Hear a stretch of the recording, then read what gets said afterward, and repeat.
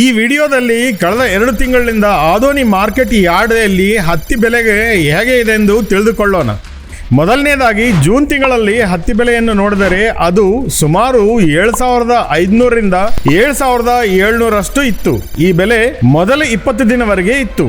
June 21 ರಿಂದ ಸುಮಾರು 7,700 ರಿಂದ 8,000ಕ್ಕೆ ತಲುಪಿತ್ತು. ಜುಲೈ ಕೊನೆಯಲ್ಲಿ ತಿಂಗಳ ಹತ್ತಿ ಬೆಲೆ ಸುಮಾರು 7,800 ರಿಂದ 8,100 ಇತ್ತು ಮತ್ತು ಜುಲೈ ಕೊನೆಯಲ್ಲಿ ದಿನಗಳಲ್ಲಿ 7,900 ರಿಂದ 8,700ಗೆ ತಲುಪಿತ್ತು.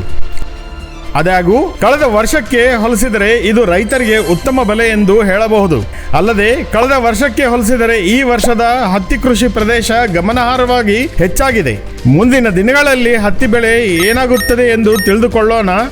ಕೃಷಿ ಮಾರ್ಕೆಟ್ ಬೆಲೆಗಳು ಯಾವಾಗ ಇರುತ್ತವೆ ಎಂದು ತಿಳಿಯಲು ನಮ್ಮ ಚಾನಲ್ಗೆ ಸಬ್ಸ್ಕ್ರೈಬ್ ಮಾಡಿ.